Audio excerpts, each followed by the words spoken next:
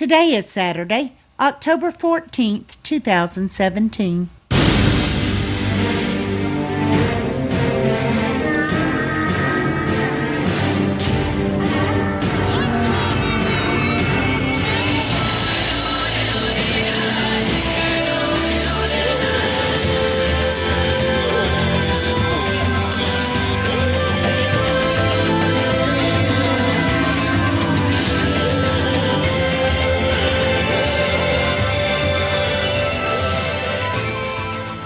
Welcome to the Survivor Fans Podcast. I'm Joanne. And I'm Stacy. And this is the Listener Feedback Show for Survivor Season 35, Episode 3. Yeah, Episode 3. Now it's time to check in with the other super fans, see what they thought, see what predictions they may have for the shuffle to come. Although that's a tough cookie right there, trying to figure out what may or may not happen. Geez, yeah. Yeah, that's one a lot of us struggle with for sure. Kind of throw my hands up in that and go, yeah, okay, let's see, pick one. Mm-hmm. Exactly. Just close your eyes and point. You don't want to get caught in the too far down the rabbit hole on the what if game for what'll happen with the shuffle. But we got some fans who are excited to talk about that, and I want to get to it. Just before that, though, I was on my way back from the ukulele workshop today, and I was thinking, man, this is so awesome. How many people can say they've got a hobby like this that they do just out of the pure love of it? Because it's always cost us from the beginning, right? And we've got some fantastic folks, and we'll thank some more of them today that have donated. And we've got the folks who contribute to this show. This show is not possible without people donating their time and their thoughts. But it's all of us. 13 years over the course of 26 seasons, because we started with season 10, and over 1,000 episodes. We're in the 1,050s now. That's where we are with this podcast. And yet we're still excited about Survivor. We're excited Wednesday night. Watch it. We love recapping it. We're excited when we wake up Thursday morning. We get our coffee. We go in. We sing our song. We warm up our voices. We get ready. We do an interview. We get that out on Thursdays. And I enjoyed Patrick. And then, yeah. And then the feedback starts rolling in. Some of it rolls in Wednesday night, and we're working on it, and it's fun, and we're getting to hear all these different people's takes on things, and it's just a blast. And we're only grumpy when we're really tired. Yeah, well, there's that. And it's late, and we're trying to get it done. Maybe then we a get little on each other's snippy. nerves. I won't paint it all rosy, but that's true. We don't want to overdo you get it. Snippy. That's true. I do, but not Joanne. It never happens for her. Not me. I rarely ever get snippy. Nope. Yeah, yeah, right. But we get a huge kick out of putting the shows together, just like we did this one. How many folks do we have today? 18. 18 super fans weighed in on episode 3. Okay, that's enough of me. Let's get to it. Yeah, I'm proud of it. So I am too. Thanks for throwing that out there. I don't keep up with that kind of stuff. You do. Yeah.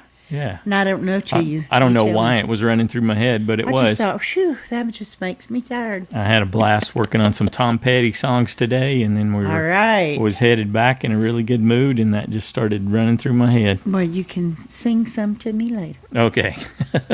Well, yeah, maybe I'll practice a little first. Okay, hey, let's get back to Survivor. First up, we got a call from Pete.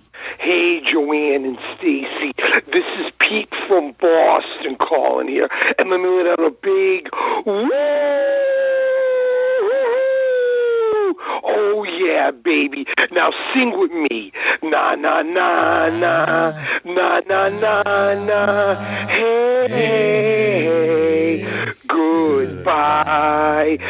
Ginger hair, red hair, Patrick, you should have never played because you don't know the game of manipulation. That's my little song for Patrick's exit. What an episode. Man, I did not think Patrick would get blindsided. After all, he is a physical presence. Really thought the way the editors were playing it that it was going to be Lauren. But nope, it was the latter instead. And kudos to Allie Ryan, and Devin for making this big move. And let's see if it turns out to be the right move. And maybe now with a swap coming, it was the right move because Patrick was all over the place. You don't know where his head was going to be yet. Clearly, he needed some Mensa to get his head straight. So I am glad he's gone, but at the same time, I'm going to miss him because he was such a big character for TV. Anyway, Allie's really shaped up to be quite a player. I'd love to see her win, even though it's early. Now, the healers, guys, what in the world is Cole thinking about? Stacy, you said it last week, and I want to hear your comment on the podcast.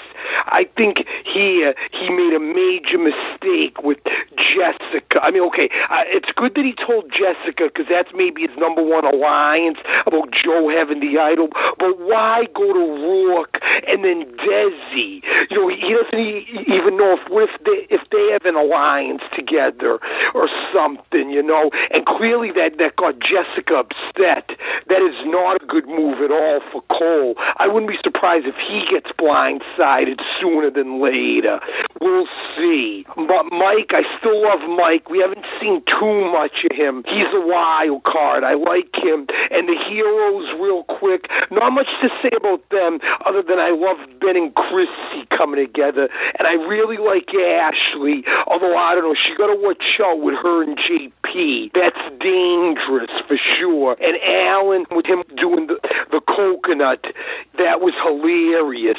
Poor Alan, clearly just like Patrick, he doesn't know the game of Survivor either, but that was very comical of Alan. At least it looks like he settled down for now. We'll see. Looking forward to the tribe swap, guys. And how bad was that move by Cole? I think that's going to hurt him big time, guys. Take care. Woo. Woo. All right. Thanks, Pete. Good job. Energetic as always. What do you think about that? I had a theory right when Pete asked me. It's like, oh, I got it. I know. Well, I think it was a mistake to do it then. That's something I would do on my way to tribals. Like, hey, how about da da da da da da? And so you they can't don't talk once you start walking to tribal. No, I'm talking about just before you go to tribals. What I said. Okay. All right. They know when they're going to go. They do. And you tell them right before. I see. So they don't have time to run and scramble and tell him or warn him or. That would be my thought. Yeah, well, here's my theory. Just dawned on me. I just had this flash of insight when Pete asked his question. And it's Jessica's fault. She is at the center of this because when he shared with Jessica, what happened? Got a hug and got a kiss. And he's thinking, whoa, I can stretch this out. I can get a hug and kiss from Rourke. I can get a hug and kiss from Desi. You're so off base. Yeah, well, I think this could be the most, because us guys, we don't have these conscious thoughts. Sometimes these are down below and we're not aware. We don't fully perceive them at the time they happen. But he's thinking, wow, I might can get a kiss on the cheek from Desi. Oh, baby darling, sometimes you're clueless. It's okay, I love you. This could be, like, he'd be like jackpot, 1, 2, 3. Yeah, how awesome is that? You have to take a pretty dumb man to know that wouldn't go over well. I think you just described Cole. Strategically, which is what Pete was asking us to do in the context of the game. Well. Cole's definitely having a little trouble. He's got dream girl fever. He might have just seen it in threes. Who knows? Anything else you want to say? No, I shake my head at both of you. Okay, next up, we got an email from Tina in Virginia. Hello, Joanne and Stacy. I hope you're both doing well. I'm enjoying this season. My big question for this week is, why did CBS not come out and criticize the Fisherwoman's attack on the Gingers? Are the producers ginger haters? In the past year, CBS has supported the transgender people, the racial minorities, the bullied, and so on. But what about the Gingers? Who defends them? In one of Patrick's post-interviews, he said there are people that say that redheads don't have any souls. I think that is terrible. I love all ginger people. A big shout out to the Gingers. Anyway, I do think Patrick is a bad Survivor player. Even playing an intelligent Even having an intelligent friend like Allie could not save him. I thought it was hilarious that when Patrick was apologizing to everyone for his game mistake, everyone seemed sympathetic to him except for the fisherwoman. After he apologized to her, she said to him, "You can't justify it." If Patrick has bad survivor skills, I'm not sure if the fisherwoman's are much better. I agree with you. I do love the Devin Ryan team. I hope they go far. I find it so difficult to picture Ryan as a bellboy. Every time they show him, I think his job should be a financial analyst or a hedge fund manager. He seems like a numbers guy. I hope that's not a bad thing to say. Isn't he going to school to be a lawyer? Yeah, he's got an interest in law, he said. So the bellhop thing's just kind of a funny angle for them to play, I think, for him.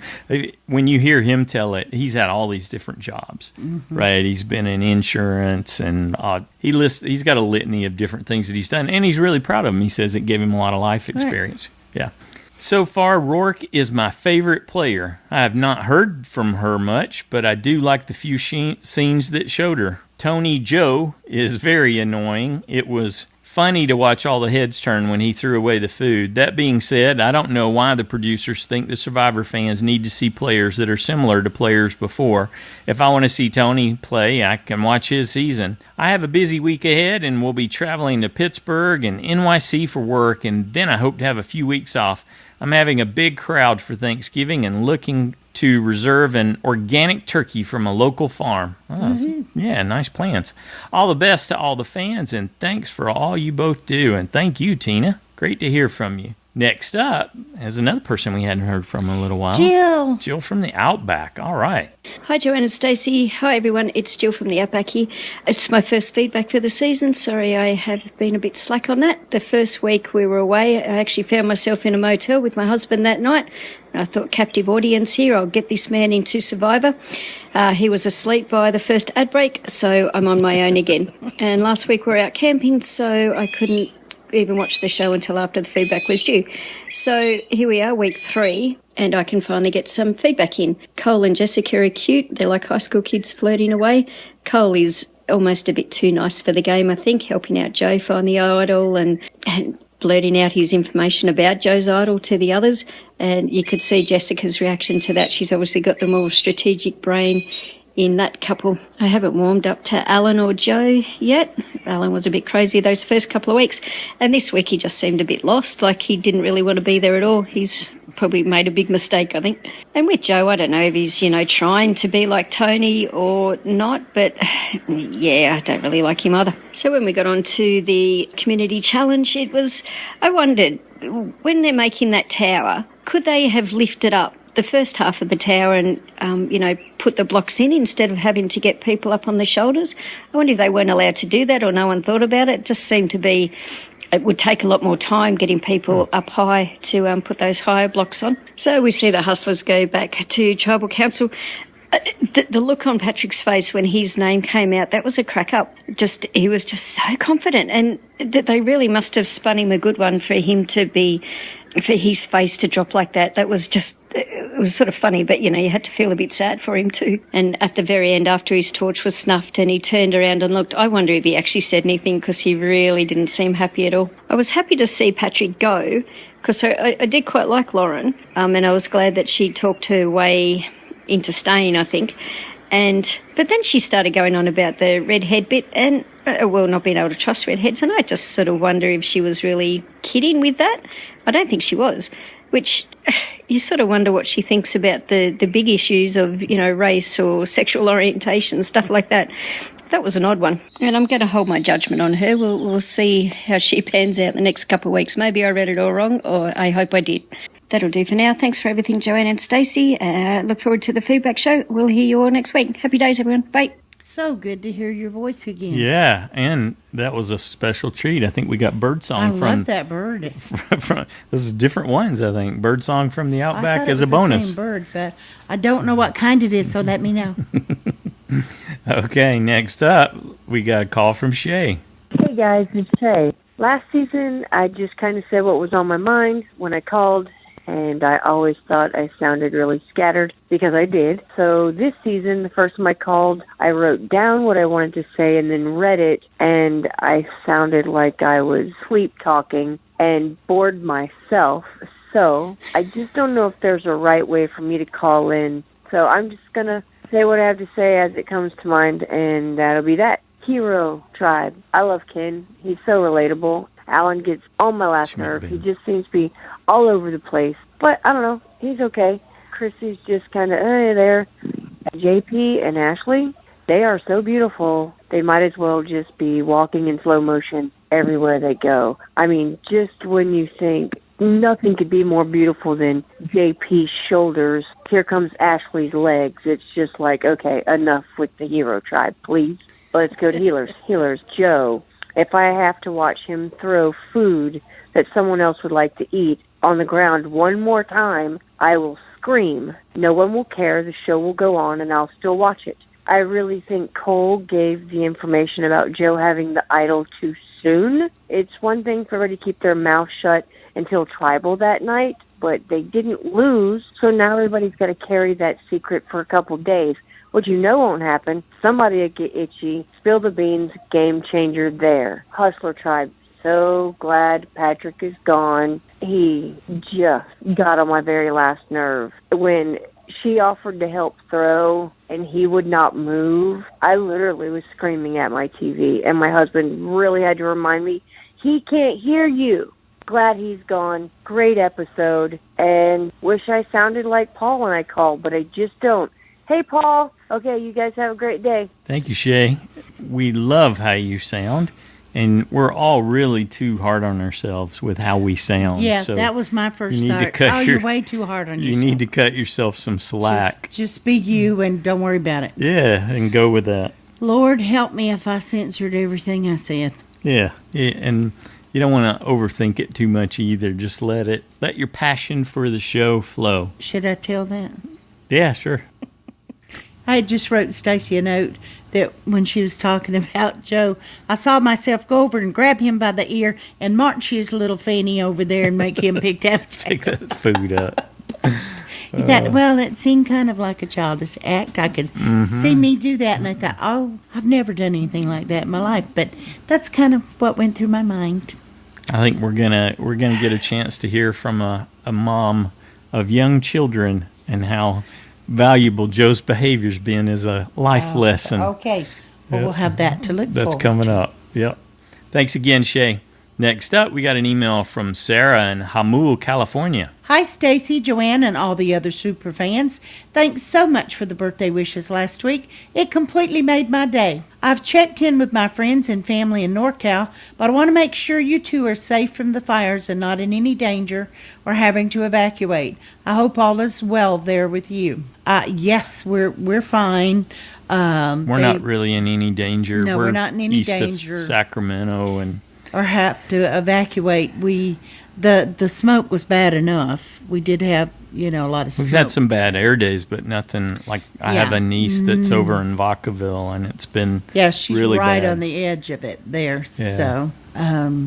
So we're very lucky and very fortunate. Yeah. Thank you for asking. Yep, we appreciate that. It's devastating what's been happening there, and it's far from over. All right, back to business. Patrick, it was like he'd have these moments where I want to cheer for him or be impressed by him, and then suddenly he's... That's a good description. Yeah. While I did appreciate his seemingly self-aware statement in your interview with him, it almost sounded rehearsed. I have titled this poem, Ginger Man Down. As a fellow ginger, I tried my best to be Team Pat, but his actions once the show began made it tough to stick with that. He called his antics entertaining. Most would disagree. Perhaps it was the edit, but I just felt annoyed with Patty B. His hubris may have done him in. Come on, let someone else throw. If you hog the spotlight, you've got to give a flawless show. And when Jeff said his name, Pat looked at the hustlers like they were foreign. But honestly, I felt shocked too when the third vote didn't say Lauren. Oh, that is just awesome. Very good. Yeah. Thanks, and I'm looking forward to hearing from everyone else. Have a great weekend. Very good, Sarah. Yeah, thank you. I love how creative you are with really that. Well with Fantastic. Your poems. Next up, we got a call from Parker. Hey, it's Parker from Indiana. So this was a less exciting episode in my opinion, but still pretty good. Whew. All right. I don't have a whole lot for JSFL. I decided to play bold this time around. So Stacy, he's not the only one who's playing bold, and that got me down to absolutely nothing. So I was thinking, because of the preview from the Next Time on Survivor and last episode when Cole and Jessica were talking about how Joe has an idol, and then in this episode they're screaming. But I was thinking, well, maybe Joe finds out about that, and then he decides to flip the script and blindside Jessica because he can't vote out Cole because he's the strongest guy they got. But what I didn't count on was the fact that Joe has, like, no relations on that tribe. Nobody really likes him, which I didn't, which clearly we didn't know until this episode because we haven't seen them because they keep winning. And then they won again. So I was like, oh, darn, that's not going to happen. But I had faith for a little bit that maybe, just maybe, my boldness would win me a couple points. But no, it was the Hustlers that lost. Patrick went home, only a matter of time. Poor Patrick.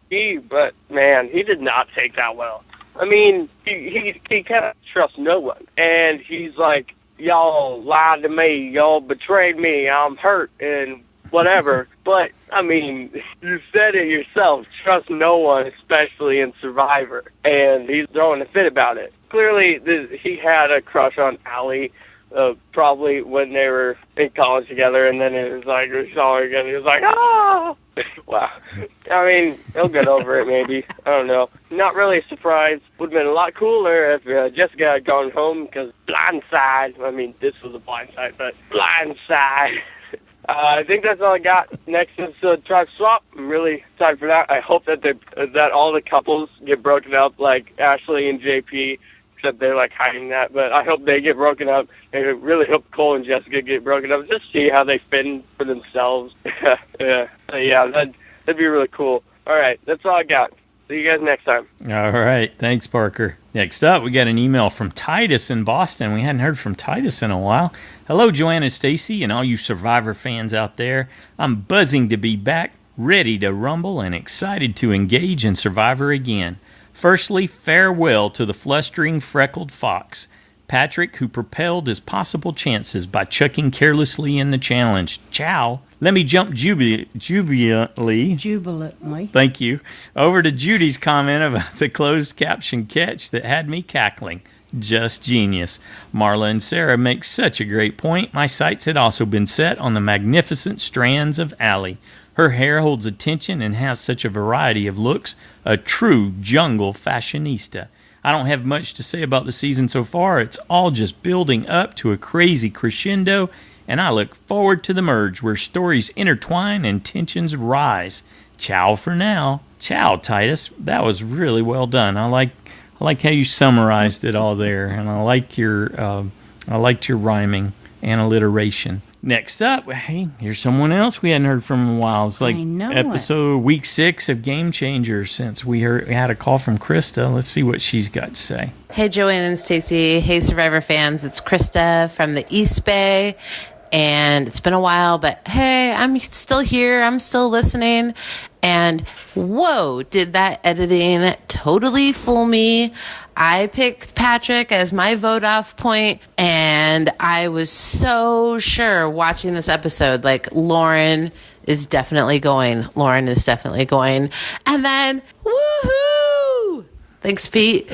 It was Patrick. Oh, he's so annoying and he sucks and he can't believe a woman can hit the block with a bag when she's played softball for 25 years. Oh, yes. Yes, Patrick's gone, Lauren's still there, and we're swapping. Anyway, I'm very excited. Have a great week, everybody. Love you, Joy and Stacey. Love you, Survivor fans. I'm out. We're excited to hear your voice again, Krista. Thank you so much for sending that this week. Next up, we got audio from Drew. Hey, Joanne and Stacey. Hey, everyone. This is Drew, flying solo this week. It's actually late Friday night. We have a busy day tomorrow, so I don't think I'll have time to record my feedback and send it before the deadline. So I'm just going to record some quick thoughts tonight. A good episode. I think that actually they did a pretty good job of keeping me guessing this time. So that was nice. I mean, I didn't feel super manipulated and I didn't feel like it was obvious. And at the end, I actually had decided, well, they're just totally going to keep Patrick. They're just going to keep Patrick. Kind of like last week, I had basically decided, and then I was surprised, but I don't know. I don't understand Patrick because I feel like he says things sometimes just to hear them said. I don't know. Just the things he says at tribal council seem like they're either obvious or just obviously setting him up, but he doesn't get it. It was crazy to see how surprised he was, though. Of course, he was blindsided, just like I was, so...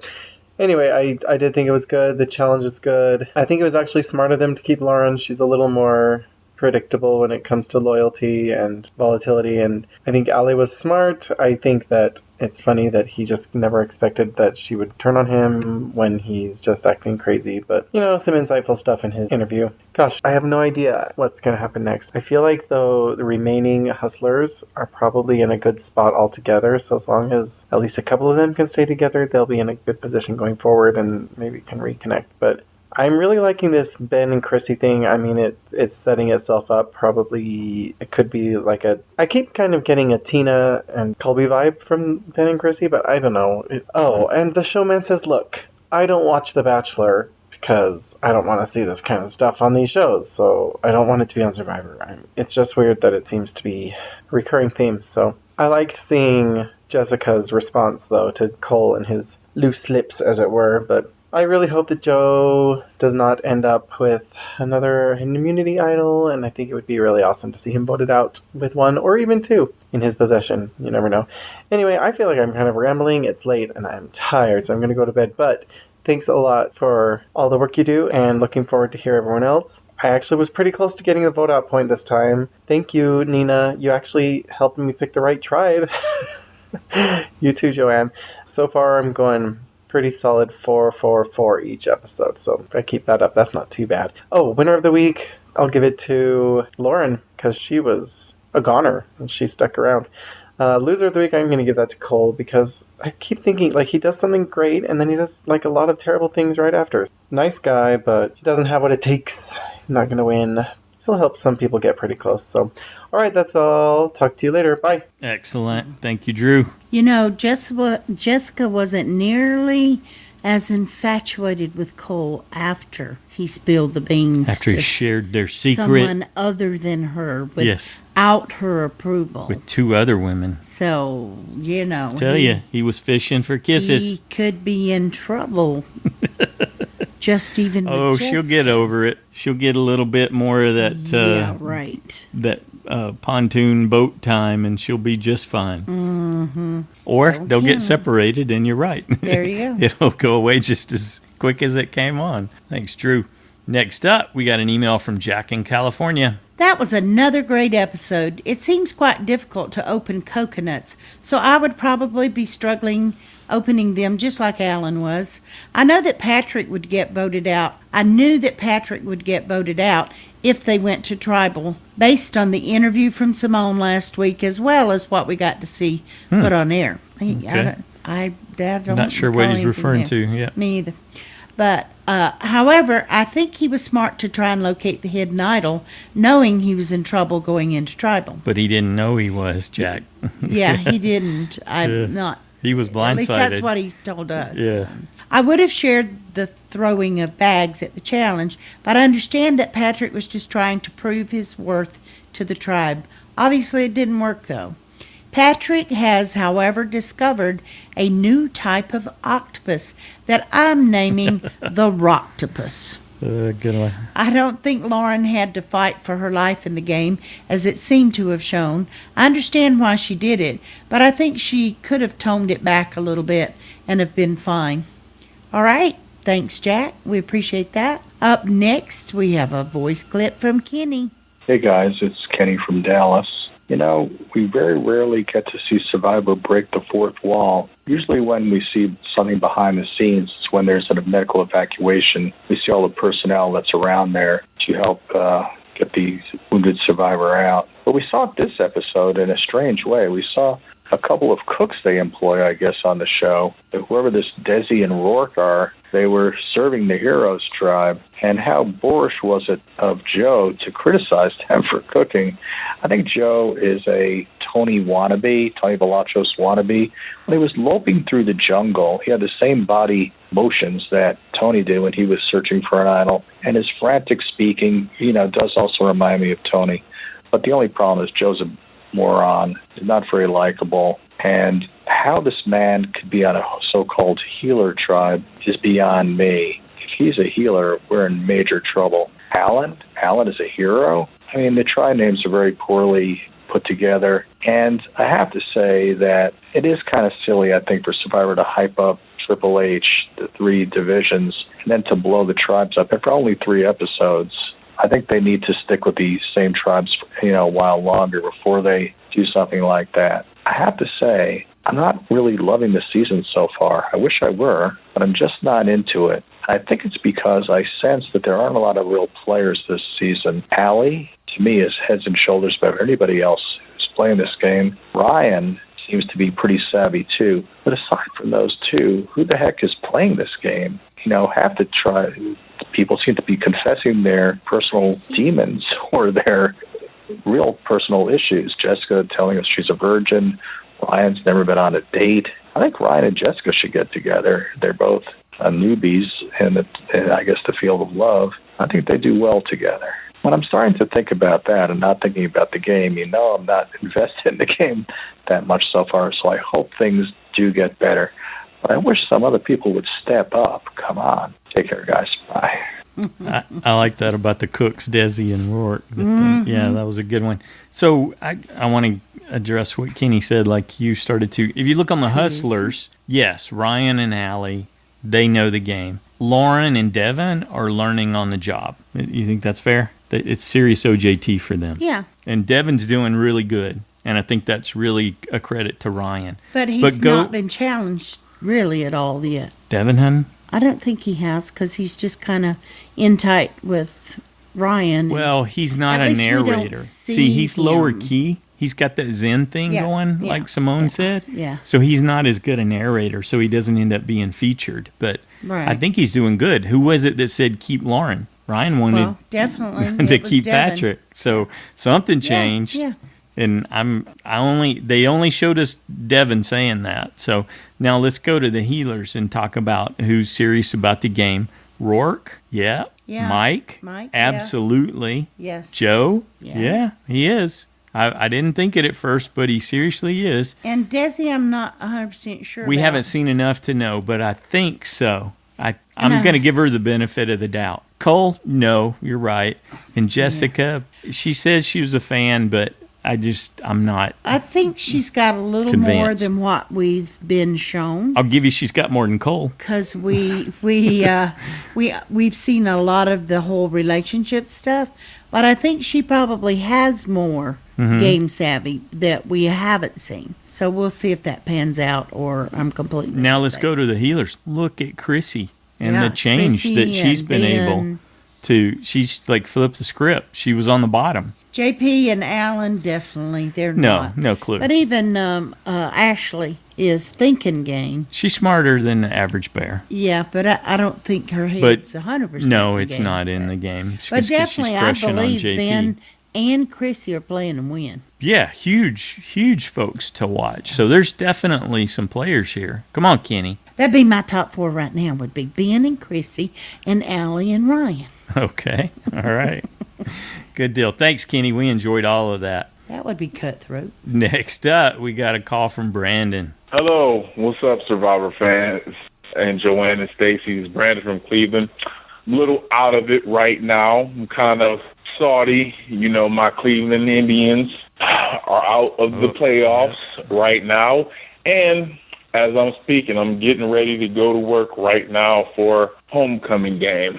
So not looking forward to it, But anyway, Survivor happened this week, and it was another great episode. I really enjoyed it. I love the way Allie's playing. I actually kind of like what Jessica did this week. I mean, I know she's a little giddy or whatever, but I don't think she's like head over heels in love on Survivor. I mean, I think she's crushing on Cole, and yeah, it's somewhat of a target, but I mean, I guess it's good to have somebody out there you can trust as long as they just don't go full pigtails, Taylor and Figgy. I think they'll be fine. I don't think it'll be too much of a big deal. People will see them as a pair, but I feel like for somebody like her, she needs to have a little bit of a target because I don't want people to just see her as out there as like ditzy and not planned or whatever. I feel like if people know that she has this real concrete ally and that they're actually moving and hustling and making some moves together down the line, especially if she cuts them, people can look at her as a gamer. She can get votes that way. But we'll see, and I'm anxious to see what happens with this swap. I'm kind of salty that Patrick left this week. I was hoping it was going to be Lauren, one, because I got a vote out, and two, I just think he'd have been a good character for the rest of the season. And by the way, obviously, Patrick's the guy, but I'm very attracted to redheaded women. So there you go. So anyway, I will talk to you guys next week. Peace. Excellent. Okay. Hey, you know what, Brandon? We got a redheaded woman on the listener feedback show today. So there you go. Anyway, I just thought I'd toss that out there. Okay. Good job, Brandon. Next up, we got an email from Josh the Plush Moose from Massachusetts. Dear Joanne and Stacy, I'm cautiously optimistic after this episode. We lost a recruit, and the swap is next week. Hopefully the upward trend will continue. My other observations. As much as I enjoyed the post-Simone fashion show, I don't think that any of the hustlers have a future on the catwalk. I much prefer the B-52's Rock Lobster to Patrick's Rock Octopus. Cole and Jessica getting cute on the raft had me singing a modified version of the old children's ditty about kissing and trees. Cole and Jessica sitting on a raft, D-O-N-T-B-E daft. That's nice. That's really good. I like that. Joe's a picky eater who tosses food if it isn't cooked. If he doesn't improve his social game, his goose might be cooked, and he might get tossed. It's nice to know that Jeff provides working chickens as rewards instead of broken ones. I was glad to see the healers overcome their mental block in the challenge. Eggs in one's belly are better than eggs on one's face. Alan's coconut issue shouldn't come as a surprise. He gets paid for running fast with an oblong brown object, not whacking one with a machete. I don't think that Cole's kiss and tell strategy is going over well with Jessica. Ashley was angling in her conversation with Ben. She wants to fish with JP and cut bait with Alan. Ben's lack of self-awareness had me scratching my head. He said, generally power couples don't work out good, but he's banking on the one he has with Chrissy. I think our blossoming couples are on the wrong game show. This is Survivor, not the dating game. During Lauren's rant about Patrick's hair, I almost expected her to say, better dead than a redhead. Part of Allie's job must be driving her boss and friends around because she seemed really at home driving that bus over Patrick at Tribal Council. First it was a sad birthday party, now it's a crappy little bicycle. Ryan's definitely working on material for his next career as a stand-up comic. Next time, everyone drop your buffs. Who'll improve their position? Who'll fall from power? I can't wait to find out. Anyway, that's it from me. Thanks, Joanne and Stacy, for all you do. I can't wait to hear what the other fans have to say. Thank you, Josh. Excellent as always. Next up, we got a call from Jody. It's Jody in Brisbane. I got really excited this week to have the first 3 vote-off points correct. Yeah. I was feeling so good I went out and bought a scratchy, well, actually a Powerball ticket. I don't usually do that. And the lucky streak could not be transferred to financial gain. Anyway, so I kind of liked Lauren a little bit until she started with the soulless redhead thing. Yeah, that's not a cool that's not a cool job. I think we redheads are the last remaining people that can be vilified because of our appearance, and I can take it, but I just didn't think it was all that cool. Also not cool was Patrick's exit and his hanging on to that pain and misery. I hope he can snap himself out of it by the reunion, because that's not a fun time, Patrick. I'm getting really excited for the mix-up. I can't wait to see what happens. Sorry guys, it's a short and sweet one this week. I'm a little bit tired and concentrating is hard. Okay, let's see what happens this week. Bye. All right. Well, get some rest, you rascally redhead who's on a winning streak in the JSFL. Next up, we got audio from Jen. Hi everyone, this is Jen in California. I found this episode a little bit predictable, and usually in Survivor, predictable is a negative. But I kind of don't feel that way right now, because I think in a season of Survivor when you have all new, unexperienced players, you're going to have those players that are savvy, who know the game and come out playing hard. But you're also going to have those players who know absolutely nothing or very little about the game, who make all kinds of mistakes and kind of predictably get voted out early. And that's kind of what I feel like we've been seeing in these first few boots. Those people who don't quite fit in or whose gameplay prevents them from bonding with others and truly becoming a reliable member of an alliance are the ones that have inevitably been voted out in the end. Katrina didn't quite fit in, Simone was really no match for the elements, and Patrick just couldn't read his tribe and click with them. And while all of that has been predictable in a sense, I feel that that is an important arc of Survivor. And it's just something that we don't get to see when we have a seasons of returning players. So as it is a season of new players, I'm happy to see this pattern kind of re-emerging. So anyway, I think that the Hustlers tribe did a smart thing in cutting Patrick instead of cutting Lauren. They both had their pluses and their minuses. I mean, Patrick was always sticking his foot in his mouth and kind of ill-advisedly went running around looking for the idol, but I think that he had loyalty in his corner. Lauren's strength is I think that she is very level-headed, being a little bit older and therefore more consistent. But with maturity and consistency comes a level of maybe shrewdness that less mature players might not have. And I think that's what makes Lauren a little bit more dangerous. She's more likely to go and use her own mind and do her own thing. Less able to be swayed, I guess, if you will. But that's a little bit predictable. And in Survivor, you don't want unpredictability out there. And I think Patrick had more of an unpredictability factor. Okay, now for something else. I don't know what I'm thinking about this whole Cole, Jessica, showmance thing, alliance thing going on. I think the waters are getting a little muddy there. And I think with Jessica, that's where we see this happening. She's confusing the emotional bond that she and Cole have with their alliance bond. And those can and are two separate things. He may like her, but the idol knowledge that he has is truly his power. Well, I guess maybe it's not only his power once he told her, but the fact that she couldn't control him just telling everyone else should give her a little bit of pause to where their alliance bond is at this point. Anyway, I'm not quite sure whether I like that or not. I don't like that. They're there to play a game, not go on a date, so I think that they both should be careful. On the Heroes Tribe, I think Ben had a fantastic point regarding JP. If he's the kind of person that can be led like a puppy, he's dangerous. Yes, you could try to lead him as a puppy, but just like a puppy, he's going to go be led by anyone who will be willing to lead him at the moment. Anyway, I think Ben is right to have his radar going off with regard to that topic. Anyway, that's it for me. Can't wait to hear everybody else's opinions. Till next week. Bye. Thanks, Jen. Yeah, I think Cole told Jessica, although I don't think she heard it. I don't think she wanted to hear what he said, but it was very salient. She said to him, well, you can't make it to the end without me. And he paused a beat and then said, well, I don't know about that, right? And I don't think that stuck with her because she was crushing so hard. Mm-hmm. So I don't think she let herself hear that part because that was one of those, oh, well, maybe Cole's got something on the Cole roller coaster of he's got game. He's clueless. He's got game. He's an idiot. So, yeah, more to watch.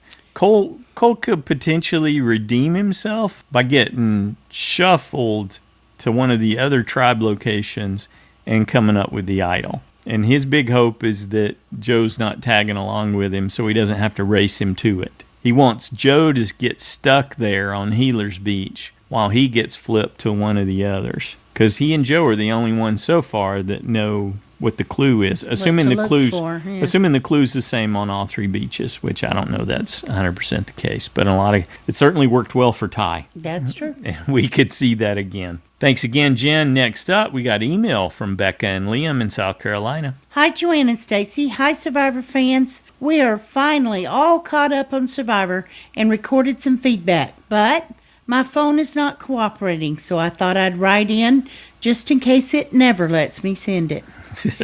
In a nutshell, Liam says that the hustlers lose the challenge because one guy didn't take turns with his teammates. The challenge looked very similar to a game we played at a Halloween party last night. The object was to toss little pumpkins to knock down a stack of toilet paper, and Liam did great. All right. So he feels confident that he'd do well in this challenge, but also assures me he wouldn't be a sandbag hog. Good job, Liam. Liam feels that Patrick deserved to be voted out for not giving the others a turn to throw the sandbags. Plus, he thought it was not nice of Patrick to call his tribe mates stupid when they were by the water, and also not nice to say they're awful after getting voted out. At least he won't get too sunburnt. Liam has some questions about the tribe's what? Why are they going to mix them up? How are they going to mix them up? Actually, it's pretty much just those two questions repeated over and over and over. Uh-huh. At first, I felt sad when I heard Jeff say, "Drop your buffs." But what will happen to Cole and Jessica? They're so cute. But I think the mix-up might just save Cole from the blunder he may have made in prematurely spilling the beans about Joe's immunity idol. I imagine that would have come out sooner rather than later, and Joe would be gunning for Cole. Now, maybe someone who knows about the idol will end up on the same tribe as Joe, and he'll be voted off. I hope so. Because as a mom of a 6-year-old and a 3-year-old, I can assure you there is no greater offense than complaining and spitting out food someone has just prepared for you. I suppose I should be thankful to Joe and Patrick for making parenting a little easier this week. Do you remember how those guys on Survivor were acting? Eat your vegetables and take turns. Hopefully we'll be able to record and send feedback next week. All right. Thanks, Becca and Liam. Yeah, how about that? Survivor Life Lessons for Children. Excellent. Next up, we got a call from Jeremiah. Hello, Joanne and Stacy. Hello, Survivor fans. This is Jeremiah Penhorst from Southern California. Thought I would squeeze in a few thoughts right before the deadline. And one of the things I wanted to mention is I cannot remember if you guys have already discussed this, but now that Patrick is gone, which, by the way, yes, I was surprised that Patrick was the one voted out as well. I had Lauren going home too. I did not see that coming, but it made for great television because obviously Patrick was not happy about being voted out. So that was very good. But now that he's gone, I wanted to ask you guys, what did you guys think about the editing choice that CBS decided to go with about covering up the fact that both Allie and Patrick did know each other prior to going on the show? I kind of understand why they did it, but sometimes I wonder if maybe it would have been better served to show that. I mean, obviously, a lot of people who watch the show are casuals. They don't watch pregame interviews, so they did not know that the two of them knew each other. So I didn't know if you think it was best served this way. Just thought I'd throw that out there, see what you guys think about that. Overall, another solid episode this time around. Obviously, having the surprise of Patrick did help. I know that a lot of people online I've noticed have been talking about how they think this season is kind of boring, which, we get this all the time, and it kind of annoys me because to me, as long as I have Survivor on my television, I'd rather have that than no Survivor at all, of course. And I think that people just have their expectations too high. They want every episode to be heavily drama and things like that. And I think that's unfair because, as long as we have players who are busting their butt to try to win, which I do feel like we have that this season, then that's really all that matters, is I want some players. And, hopefully the drama comes. And I think that, obviously who wins the season also makes a big difference on how we feel about it overall. So it's too early to tell where the season will fit in, but so far I'm still enjoying it. Now, next week should make things even more interesting now that they're mixing things up. I don't know, of course, at this point yet if it's going to be a even 3 tribes of 5, which always can be fun to watch, or they will find a way to split them up into 2 tribes. Now, personally, it's hard to say which direction is best to go. As a player, I would want to be dumped into the biggest tribe as possible so I have a better chance to blend in, because sometimes we lose really good players when they do these smaller tribes because, a really good player gets the short end of the stick and is on the low totem pole and gets voted out. I hate when that happens. So, whatever happens, but it'll be fascinating to see. Now, obviously, the Hustler tribe is going going to be at a disadvantage with less people. Will one of them go home? Or I really feel like, though, it might be one of the couples. So we'll see. Or maybe Joe will get blindsided. Ooh, that'd be sweet. All right, well, my time is up. Who knows what's going to happen next week? But that's pretty much it for me. You guys take care. And until next time, this is Jeremiah coming to you from Southern California. Excellent. Thanks, Jeremiah. Okay, Jeremiah's first question. What do you think about not showing the fact that Allie and Patrick knew each other from college? Yeah, I don't know. We would never have known if we hadn't read Josh Bigler's interviews and stuff. Right. And Patrick never said anything during the show. I think or the pre-show that's one interviews. of the two keys is that Patrick didn't acknowledge it. Patrick didn't make it. And the really hardcore reason is that Patrick didn't end up contributing much to the season. And the editors are not going to feature something like that if you go out early and if you don't really play in a savvy way. They might have even he played a borscht because they wouldn't want people to think that, somehow it had. Do you think that had anything to do with it? Because they had no idea that they knew each other. Yeah, I don't think they knew before it started. No, they said that right. They didn't know. Right, but it just didn't. I think the simple one-liner is it didn't matter. Yeah. It basically boiled down to it didn't matter. Yeah, we'd been angry if they took up a lot of that time, I think, in the getting to know everybody at the beginning of the game. Mm-hmm. For that wasn't going to really mean anything since they knew Patrick went out in week 3. Yeah. So that could be a big part of it. So it just didn't affect the storyline at all. Yep. Okay, so that's that one. The other one he mentioned was about it being predictable, and I want to acknowledge Jen. She was on a similar but different vein. She said at first I was thinking it was boring, but it's right. Jen's right. When you know the nuance of the game, the nuances of the Survivor game, you realize there's so much more going on and so much more feeding into it. And I think this is a good, solid season. So it's by no means boring to me. And really what Jeremiah is pointing out, like he said, it happens all the time. And I think that it comes down to something called hindsight bias. And I want to read the definition of that. It says, known as the know-it-all along effect or creeping determinism is the inclination after an event has occurred to see the event as having been predictable, despite there having been little or no objective basis for predicting it. And I think one of the things that we do here that helps us deal with that, I know it certainly made a huge difference for me because I've been guilty of hindsight bias in the past too. As soon as we started JSFL, that went out the window. And you just have to you don't even have to play JSFL. If you think it's predictable, do this. Start predicting.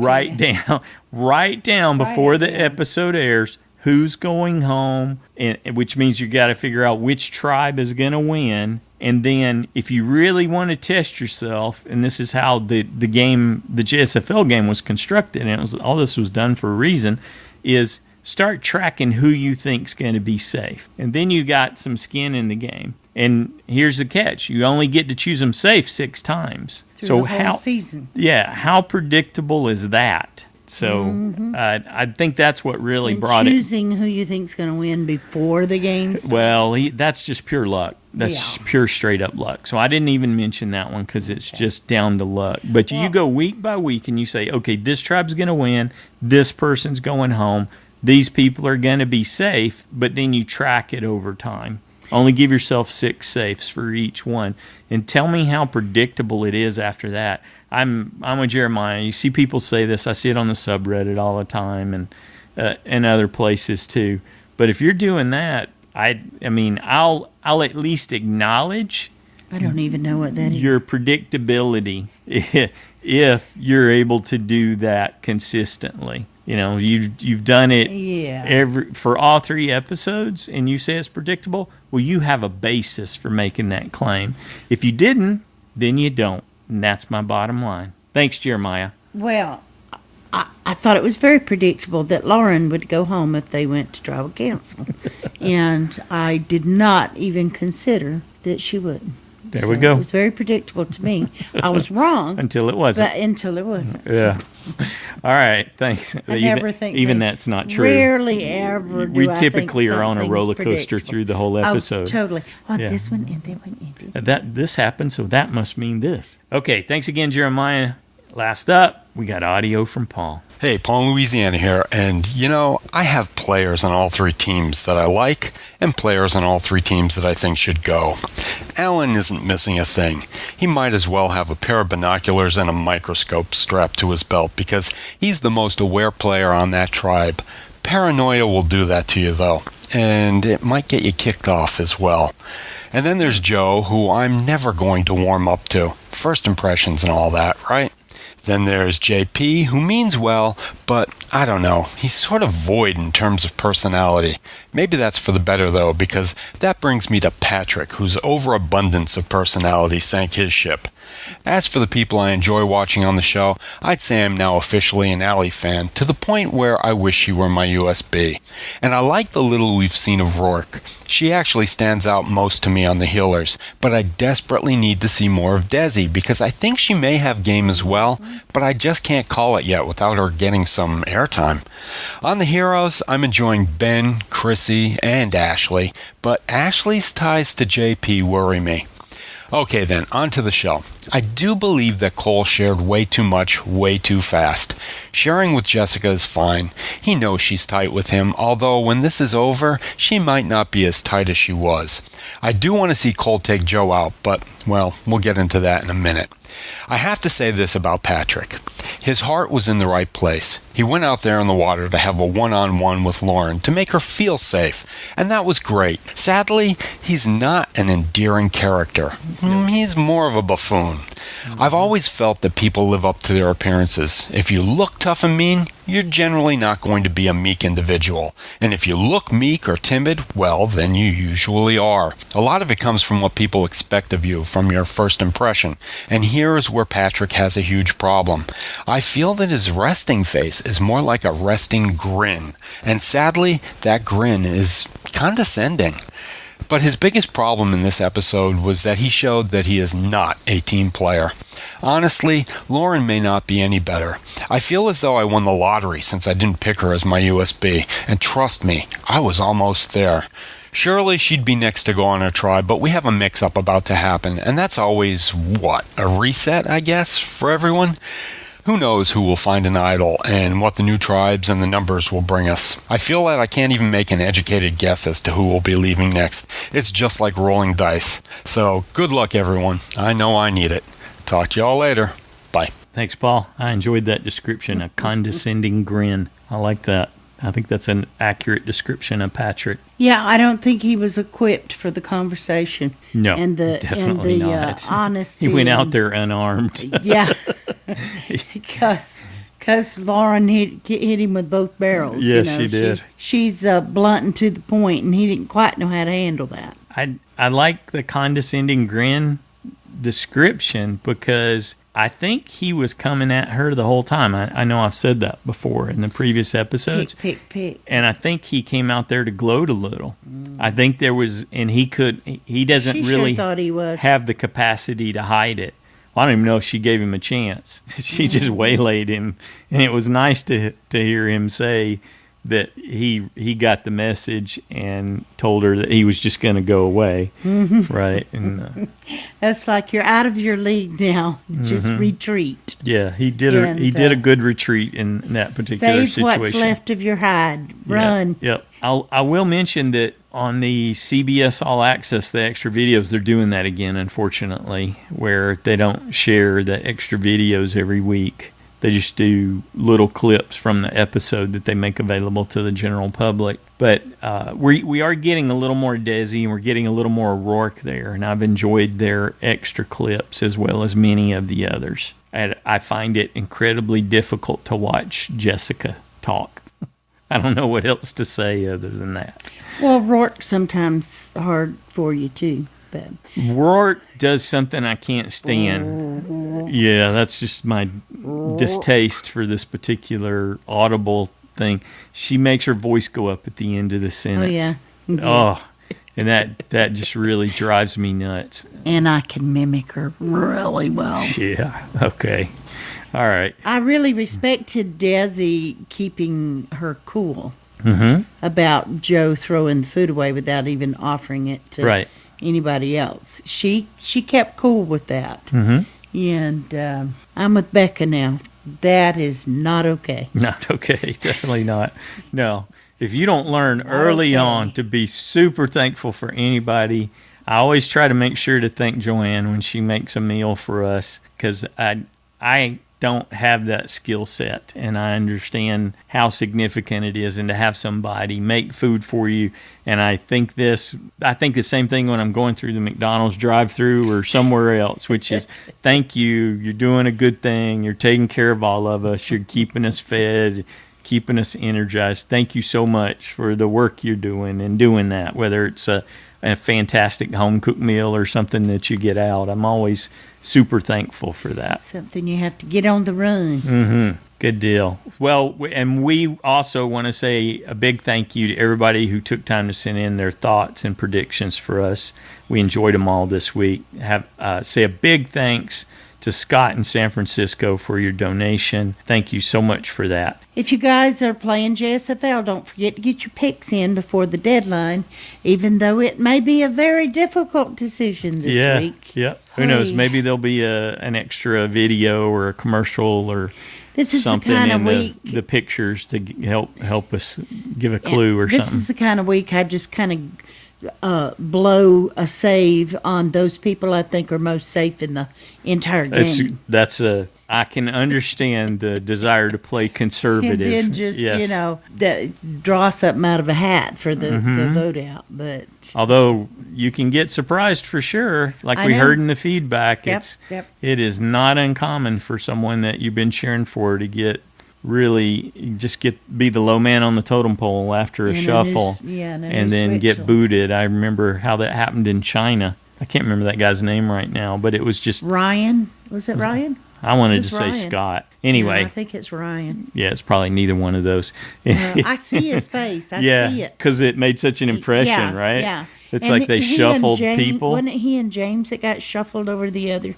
Yeah, I think so. Yeah. We have not watched that in a very long time. Yeah, the China one where we first started doing interviews. Yeah. Yep. Yeah, but I just kept thinking Ryan was his name, but maybe not. Yeah. In any case, he got it absolutely he had game. It seemed like he ever played again? He had a future. He's just probably been busy with life. He was a young guy, probably working hard or something. Hadn't had an opportunity to come back.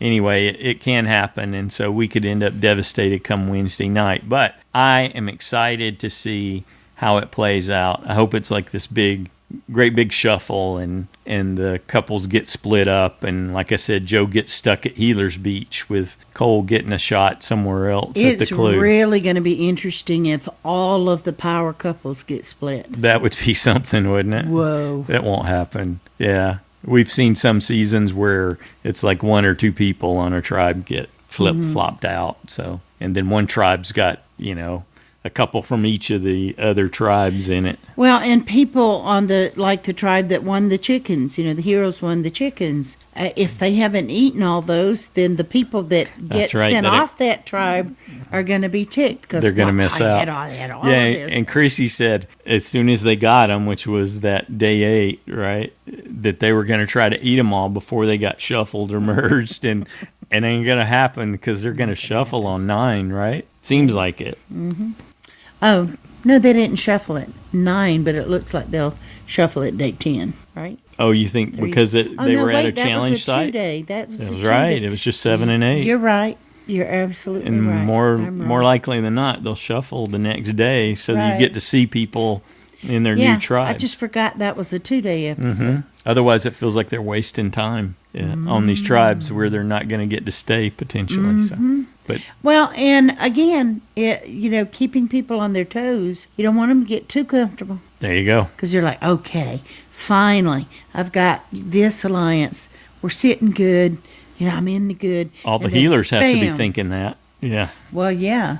And none of them have had to go to tribal, haven't been tested. So Yeah, they don't have their stripes yet. Well, Mike might be glad that I'm sure to be he's thrilled. shuffled away. Yeah, he's ecstatic. What would be the ideal super tribe? What's your pick for one tribe and it's shuffled? Who's on that tribe? Ryan, Devin, Allie, Mike, Ben. That's 5 already, huh? Mm-hmm. Well, then... That's great. That highlights the Mike difficulty. and go to Chrissy. Yeah. You trade Mike out and swap Ben and Chrissy. Chrissy with Allie, Devin, and Ryan. You think they could win a physical challenge? Well, you got Ben and Devin. It's the big guys, and you got Ryan's doing good, and the ladies are very smart with puzzles and stuff. So I that's that interesting. As a decent. Very cool. They got I like that one. They want it badly. They got the game, and I think they could hold their own in challenges. All right. With that said, we're going to wrap it up. Have a good one.